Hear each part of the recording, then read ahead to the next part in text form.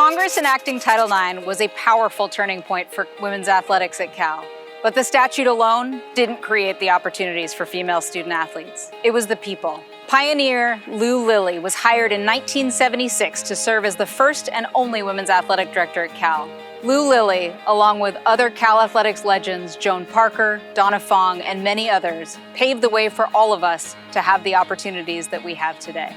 Now, we have more than 400 female student athletes across 16 sports, who together have a cumulative GPA of a 3.416.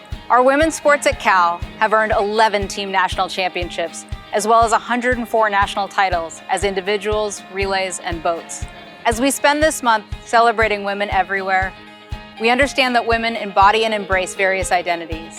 Not only have the women in our program filled the record books with their athletic and academic accolades, the leadership skills that they've honed during their tenure at Cal have made them catalysts for change on the local, national, and global stage. The history of women's sports at Cal isn't perfect. There have been challenges in equity and representation, and we are pushing ourselves to become better, to go on an educational journey to honor the intersectional identities of the women in our department. Before the suffrage movement, it was unprecedented for women to vote in the United States.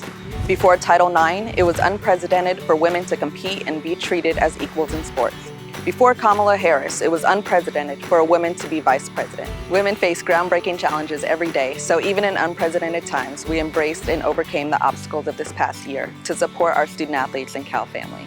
Our female staff members and coaches have overcome the challenges this past year presented by showing resilient support to their colleagues, student athletes, and families.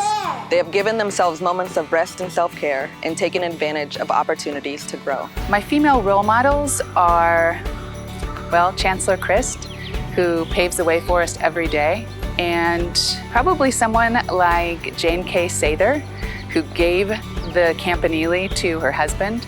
My female role model in women's golf is Annika Sorenstam. She was the first woman to play in a PGA Tour event and has really paved the way for women as a mom and as an athlete. And then the people here at Cal, I would say Diane Neinmeyer was the first woman to lead a women's team to the NCAA championship with softball. And of course, Terry Mckeever right after her with her 4 NCAA championships in the last 10 years.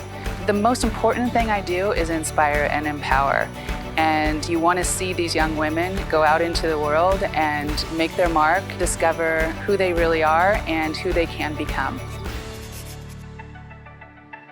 My why is to be the best person I can be, academically, athletically, and personally, because I know that through the work I do, I challenge social norms and lead through example. Many women have paved the way for me to be where I am today, and I will continue to do the same for those that follow me.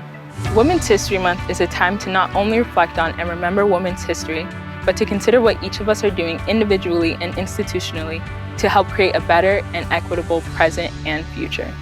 We are students, we are athletes, we are coaches, we are leaders, colleagues, artists, daughters, mothers, activists, and the list goes on. But at the end of the day, by simply being who we are enough.